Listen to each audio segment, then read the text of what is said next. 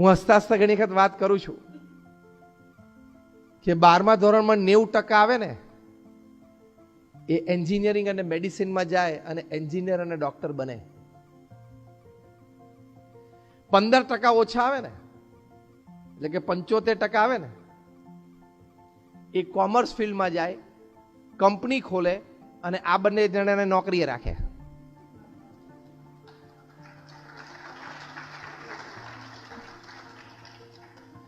હજી 15% ઓછા આવે ને એટલે કે 60% એ પબ્લિક લાઈફમાં જાય અને આ બંને જણા માટે કાયદા નક્કી કરે. અને છેલ્લે હસતા હસતા કહું છું, it's just a joke, a casual life moment. હજી 15% ઓછા આવે ને 45% અંડરવર્લ્ડમાં જાય ને આ ત્રણેયને કંટ્રોલ કરે.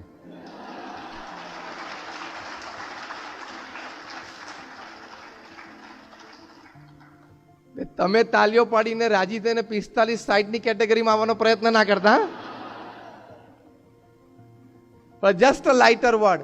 મારે એ એમ્ફેસિસ કરવો છે કે skills are more important when it comes to achievements and excellence after your academic life, after your exams. Excellence માટે આ સ્કિલ્સ બહુ જ જરૂરી છે. અમેરિકાના એક બહુ જ મોટા બિઝનેસમેન હતા એન્ડ્રુ કાર્નેગી. એ જ્યારે in the last days of his life death bed ઉપર સૂતા હતા ત્યારે ત્યાં પશ્ચિમના જગતમાં એક રિવાજ છે કે કોઈ આવા મોટા માણસ હોય, પ્રતિષ્ઠિત હોય, જીવનના અંત સમયમાં હોય ત્યારે એના અંતેવાસીઓ હોય, અટેન્ડન્સ હોય એટલે સાહજિક એમને પૂછે કે સર તમારી શું ઈચ્છા છે કે તમારા કોફિન ઉપર અમે શું લખીએ અથવા તમારા ટોમ્બ ઉપર અમે શું ઇન્સ્ક્રાઇબ કરીએ.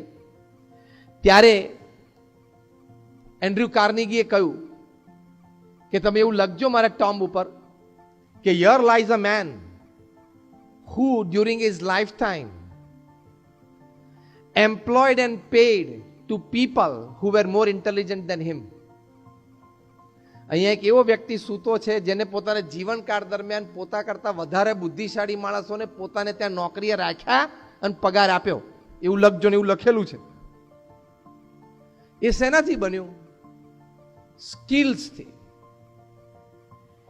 એટલે તમારી સોફ્ટ સ્કિલ્સ છે ને, which is these three things: your personality, your attitude and your behaviors.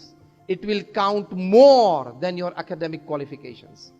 By your academic excellence you will be able to go to a certain point. Thereafter, by your experiences, by your talents, by your know-hows, by your back support systems, you can go to a certain level.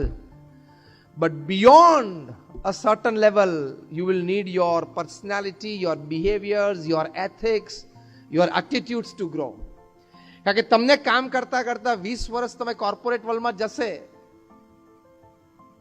ત્યારે તમને એક વાતનો અહેસાસ થશે કે તમારી સાથે તમારી જ ઓફિસમાં તમારા સમકક્ષ 5 વ્યક્તિઓ છે જેની પાસે એકેડેમિક ક્વોલિફિકેશન પણ સરખું છે અને એક્સપિરિયન્સ પણ સરખો છે. અને 5માંથી એક જ જણાને પ્રમોશન આપવાનું છે અને આવવાનું છે. એ 5માંથી એકને જ આપવું એ ટોપ મેનેજમેન્ટ કેવી રીતે કન્સિડર કરશે જ્યારે બધાનું એકેડેમિક ક્વોલિફિકેશન, બધાનો એક્સપિરિયન્સ અને બધાનું પરફોર્મન્સ પણ સરખું છે? તો પછી એ 5માંથી કોણ આગળ જશે? તમારા એટીટ્યુડ્સ, બિહેવિયર્સ, એથિક્સ અને પર્સનાલિટી એટલે તમારી સ્કિલ્સથી તમે આગળ જશો. આ તમને અત્યારે હું જે કહું છું એ અનુભવ નથી તમને એટલે તમને એક સાહજિક લાગશે. પણ after 20 years you will come to know that this was absolutely right. હું તો જોઉં છું ઘણા બધા નેશનલ ઇન્ટરનેશનલ કોન્ફરન્સીસ, સેમિનાર્સમાં for talks. I meet n number of professionals from different fields, n number of corporates from different fields. I've learned this from them. કે હકીકત છે. એટલે તમારી સોફ્ટ સ્કિલ્સ ડેવલપ કરજો. હવે શું છે હું તમને ટૂંકમાં સમજાવું એટલે તમને એક્ઝેક્ટ પ્રેક્ટિકલ પિક્ચર તૈયાર થાય. First is your skill with people, the most important aspect of life. How you handle work, આ સ્ટેટમેન્ટ હું બહુ બોલ્ડલી મૂકું છું. How you handle work is secondary to how you handle people. આ લઈને જજો, આમ હૃદય ઉપર કોતરીને જજો. how you handle people at your workplace, in your social circles, in your family, counts more in your excellence in life than how you handle your work. That doesn't mean that you don't handle your work with excellence. એ તો કરવાનું જ છે. પણ બંનેનું જ્યારે percentage આવે ને, this counts out more. How you handle people. એની માટે તમારે જે વ્યક્તિઓ સાથે રાત દિવસનો નાતો છે, કામનો અથવા સંબંધોનો, એવી જે 15-25 વ્યક્તિઓ તમારા લાઈફમાં છે ને, એને ફૂલ્લી એક્સેપ્ટ કરીને ચાલવાનું, એને 100% એક્સેપ્ટન્સ આપવાનું લાઈફમાં.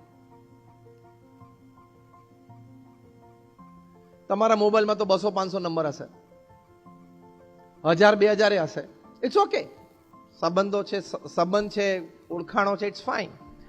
પણ એમાંથી 15-25 વ્યક્તિઓ નક્કી કરી રાખો કે આ 15-25 વ્યક્તિઓ મને મારા જીવનમાં મારે જોઈએ, for my growth, for my progress, for my success. તો એ 15-25 વ્યક્તિઓ સાથે પછી કોઈ દિવસ આપણા તરફથી કોઈ પણ તકલીફ સંબંધોમાં કે કામમાં ન થવી જોઈએ. એના તરફથી થાય તો પણ આપણે મોટું મન રાખીને ચલાવી લેવાની. That is the first important aspect of the soft skill in your pursuit for excellence after your academics, after your exams. પ્રમુખ સ્વામી મહારાજ 1984માં યુરોપમાં હતા. ડોક્ટર શાહ ને ત્યાં પ્રમુખ સ્વામી મહારાજનો નિવાસ હતો. પ્રમુખ સ્વામી મહારાજ સાહજિક ભોજન લેતા હતા. તે વખતે સામે બેઠેલા સાહજિક વાતચીત થતી. તેમાં ડોક્ટર શાહે કહ્યું કે સ્વામી, અમે કોઈ વ્યક્તિના સંપર્કમાં આવ્યા અને એની નેગેટિવિટી જોઈ, પછી એની નેગેટિવિટીમાં અમારા મનમાં હંમેશા રહ્યા કરે છે કે આ વ્યક્તિ આવો. જ્યારે જ્યારે એને મળીએ ત્યારે અમારા મનમાં આ વાત આવી જાય છે. તમે આટલા બધા લોકોને મળો છો, એ લોકોની નેગેટિવિટી ખબર પણ હોય, એ લોકોને કોઈ નેગેટિવ પોઈન્ટ ખબર પણ હોય, છતાં તમે દરેકને પ્રેમથી મળી શકો છો, દરેકને સાથે વાતચીત કરી શકો છો, દરેક સાથે કામ કરી શકો. What is the reason? પ્રમુખ સ્વામી મહારાજે એક સરસ સોફ્ટ સ્કિલ શીખવાડી, જેના દ્વારા એ જીવનમાં આટલા સફળ રહ્યા. પ્રમુખ સ્વામી મહારાજે કહ્યું કે જે વ્યક્તિઓ સાથે આપણે કામ કરવાનું જ છે, નક્કી જ છે કે હવે અહીંયા ઓફિસમાં આવ્યો એટલે this are the 5-7 people, 10 people, 25 people at my work place. મારે બધા સાથે કામ કરવાનું છે, દિવસમાં 8 કલાક રહેવાનું છે. જે વ્યક્તિઓ સાથે જીવનમાં આપણે પર્સનલ રિલેશન્સ છે, as a friend, as a neighbour, as a relative, as a cousin, whatever, એવી વ્યક્તિઓ સાથે તમારે ફૂલ એક્સેપ્ટન્સ એટીટ્યુડ રાખવાનો કે એ વ્યક્તિમાં કદાચ વધારે અવગુણ હોય ને ગુણ ઓછા હોય તો પણ એના અવગુણ નહીં જોવાને ગુણનો જ સ્વીકાર કરવાનો. તો તમે સાથે રહી શકશો, તો તમે સાથે કામ કરી શકશો. નહીં તો પ્રોબ્લેમ્સ. જેની સાથે તમારે 8 કલાક કાઢવાના જ છે, હવે નક્કી જ થયું છે, તમે ત્યાં જોબ લીધી જ છે ને 8 કલાક કાઢવાના જ છે, પછી તમે તમારા ડેસ્ક ઉપર બેઠા બેઠા કહો કે આ પેલો આવો, પેલો આવો, પેલો આવો, તો તમને એની સાથે કામ કરવામાં મજા નહીં આવે. અને મજા નહીં આવે ને એટલે સારા આઈડિયાઝ પણ ક્રિએટ નહીં થાય અને પરફોર્મન્સ ઉપર પણ ઇફેક્ટ આવશે. This is a 100% reality. એને એક્સેપ્ટ કરે ને ભાઈ હવે એને જુઠ્ઠું બોલવાની આદત છે અને ખોટું રિપોર્ટિંગ બોસ નહીં કરે છે, મારે આ 2 વસ્તુથી એનામાં ધ્યાન રાખવાની છે, બાકી મારી સાથે જે કામ કરવાનું છે, એક્સેલન્ટ પરફોર્મન્સ મારે આપવાનું છે, તો હું આવી રીતે કામ કરીશ. એને નેગેટિવ્સ જાણીએ એનો વાંધો નહીં, but don't allow the negatives of the person you are associated with to come on the fore, to come in the front and take control of your behaviors with him. આ અગત્યનું છે. અમને 1200 જણાને પ્રમુખ સ્વામી મહારાજે દીક્ષા આપી. The range is from an ordinary Adivasi youth to a Harvard double graduate. બહુ મોટી રેન્જ છે. પણ હવે પ્રમુખ સ્વામી મહારાજને અમારા 1200 સાથે બધા સાથે ફાવે, બધા સાથે કામ કરી શકે. એ એમની વર્કિંગ રેન્જ કેવી કહેવાય? તમને ચપરાસી જોડે પણ કામ કરતા આવડવું જોઈએ અને સીઈઓ સાથે પણ કામ કરાવવું જોઈએ. એ skills which is called relationship skills, soft સ્કિલ્સમાં પહેલી આ છે. That will be the path to excellence after your exams. અમે 1200 સંતો છે, એમાંથી 750 થી પણ વધારે સંતો graduates, post graduates, chartered accountants, doctors, engineers છે. એમાંથી 150 થી પણ વધારે સંતો બોર્ન અમેરિકન અને બ્રિટિશ સિટીઝન છે. અમારા 50 થી પણ વધારે સંતો they have studied in Harvard, Stanford, Carnegie melon, Yale એવી ઇન્સ્ટિટ્યૂટ્સમાંથી ભણ્યા છે, ડબલ MBS થયા છે. અમારા ઘણા બધા સંતો 22-25 વર્ષની ઉંમરે લાખ, 1.5 લાખ, $2 લાખ સેલેરી છોડીને સંત થયા છે. અને એવા પણ સંતો છે જે 2 ચોપડી ભણેલા છે અને આદિવાસી વિસ્તારમાં મોટા થયા, એવા પણ સંતો છે. We together are running the organization. If we have inherited this very important soft skill from Pramukh Sai Maharaj.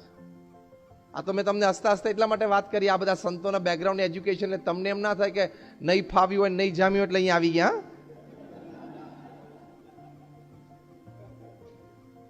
તમને સંતોને જો ને લોકોને એમ થાય કે જરા જામ્યું નહીં હોય, ફાવ્યું નહીં હોય, ગમ્યું નહીં હોય એટલે અહીંયા આવી ગયા છે. How many of you are under 29? Just raise your hands. 98% of you sitting in the audience are under 29. Yes? Ha ke na? So, let me tell you, I finished my BE Mechanical before you people were born. Okay? તમે જેટલા 29 કે 29 વર્ષથી નીચેના બેઠા છો ને, તમે આ પૃથ્વી ઉપર જન્મ્યા ને એ પહેલા મેં એન્જિનિયરિંગ પૂરું કર્યું છે. From BVM engineering college Vallabh Vidyanagar. જ્યારે અમારા વખતમાં ગુજરાતમાં 5 જ એન્જિનિયરિંગ કોલેજ હતી. અત્યારે બિલાડીની ટોપની જેમ જે ગલીએ ગલીએ ખુલી છે એવું નહોતું.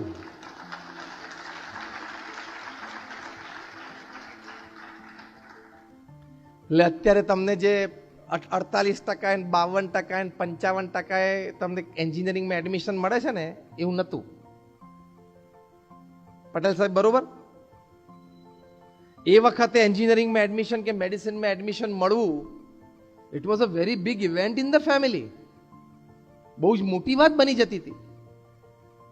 મને MP શાહ મેડિકલ કોલેજમાં એડમિશન મળેલું, Pramukh Sai medical college Karamsad, MS medical college Baroda, 3 medical colleges, Nadiad DDIT electrical engineer, BVM mechanical engineer અને Modasa electrical engineering. 6 admissions open હતા.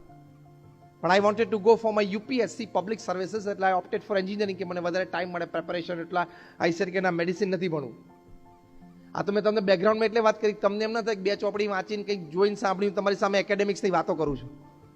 તમે જે અચીવ કરવા જઈ રહ્યા છો એ મેં 29 વર્ષ પહેલા અચીવ કરી લીધું છે. From all this experience I am sharing something with you.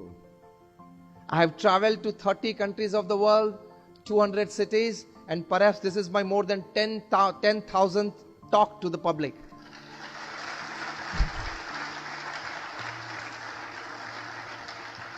And in the last 15 days, I traveled to 7 states, 17 cities and delivered 20 talks.